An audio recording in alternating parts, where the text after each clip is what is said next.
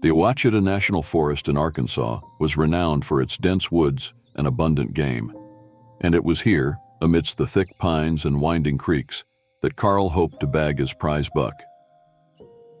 Carl had been hunting since his early teens. He knew how to read the land, track game, and survive in the wilderness. This was just another trip, or so he thought. As he drove his truck deep into the forest, leaving behind the scattered cabins and the last signs of civilization, he felt that familiar thrill of the hunt. He knew the best spots in the forest, having scouted them in past trips. This time, he decided to camp near the Big Cedar Wilderness area, far from the usual paths that weekend hunters took. The spot was near a small, secluded creek that twisted its way through the trees, bordered by thick underbrush. He set up camp carefully, pitching his tent beneath a canopy of towering pines, their needle-covered branches forming a natural shelter from the elements.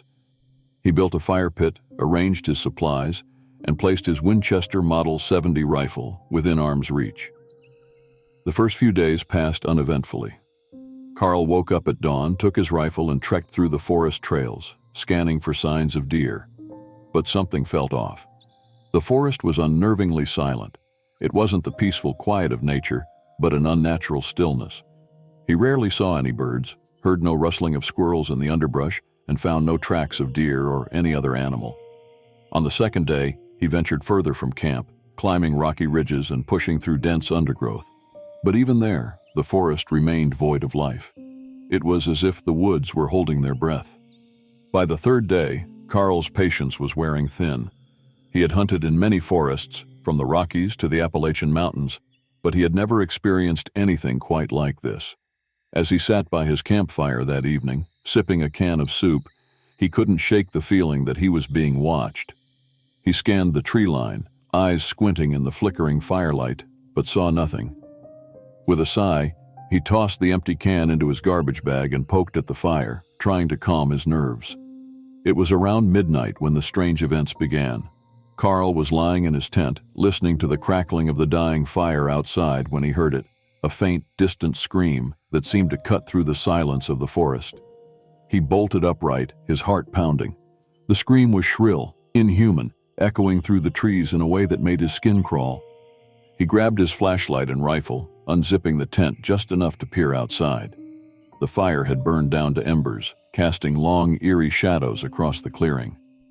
The air was cold, with a light fog creeping through the trees.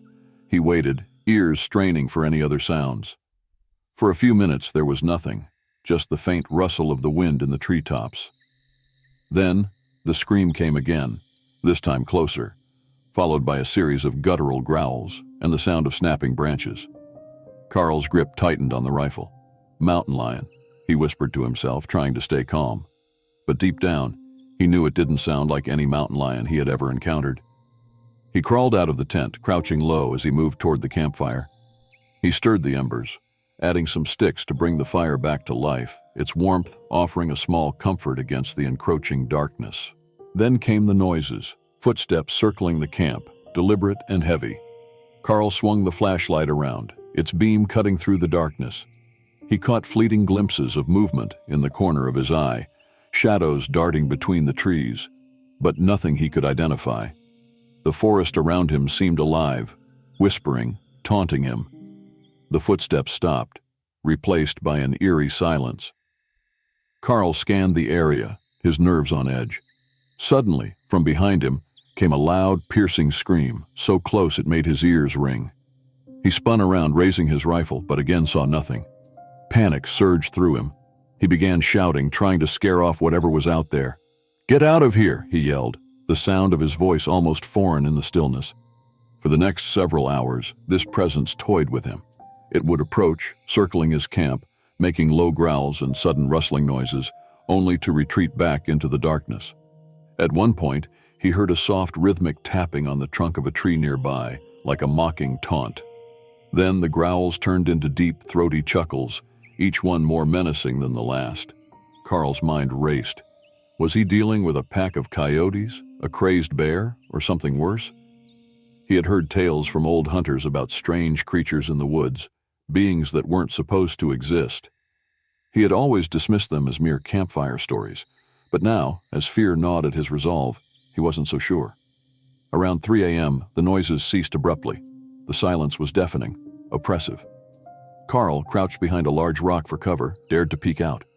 The forest was still cloaked in darkness, but in the dim light of the waning fire, he could see the outlines of trees and bushes. He stayed alert, rifle ready, until the first light of dawn began to filter through the branches. When daylight finally came, Carl ventured out cautiously. What he found made his stomach lurch.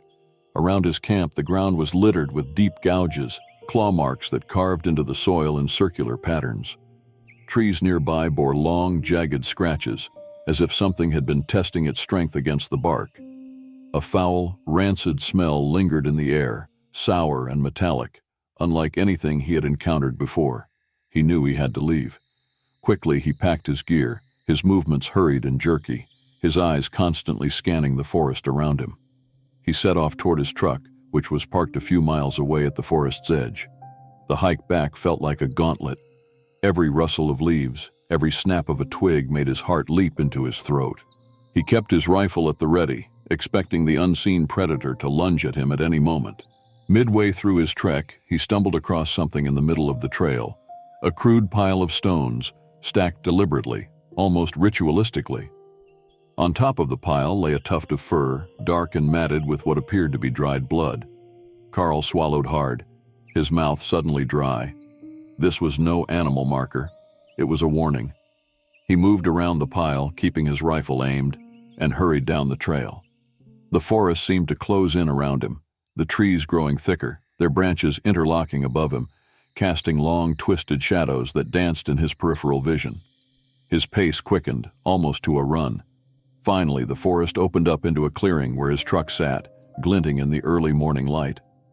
Relief washed over him as he approached, but that feeling was short-lived. Just as he reached the truck and threw his gear into the back, he turned for one last look at the forest. At the tree line, he saw it. A tall, hunched figure, cloaked in shadow, standing impossibly still. Its eyes glowed faintly, an unnatural, piercing light that seemed to cut right through him. Carl's breath hitched, his legs nearly giving out. For a heartbeat, they stared at each other, man and beast, predator and prey. Without another thought, he jumped into the truck, started the engine, and sped down the gravel road, his hands trembling on the steering wheel. He glanced back in the rearview mirror and caught a final glimpse of the figure retreating into the darkness of the forest. Back in town, Carl was a changed man. He spoke little of what happened, only mentioning to a few close friends that something out there was not right. He pored over local lore, reading about ancient spirits, forest demons, and creatures that thrived on fear. The Ouachita forest had given him more than he had bargained for, a glimpse into the unknown, a chilling reminder that some parts of the wilderness still hold secrets best left undisturbed. Carl never returned to those woods, and whenever he hears the haunting screams of coyotes in the distance on a cold, moonless night, he can't help but wonder if it's just nature, or if the forest is calling him back, waiting to finish the hunt it started. And there you have it, another mystery brewed to perfection. If you enjoyed sipping on today's tale, don't let the intrigue end here. Hit that subscribe button to keep your mug filled with new mysteries every week. Give this video a like if it got you thinking, and drop a comment below. What's your theory? We'd love to hear your thoughts. And if you've ever had a mysterious experience of your own, share it with us in the comments. Who knows, it might just be featured in our next brew. Until next time, keep your mugs warm and your minds open, because the truth is always brewing here on the Mystery Mug Channel.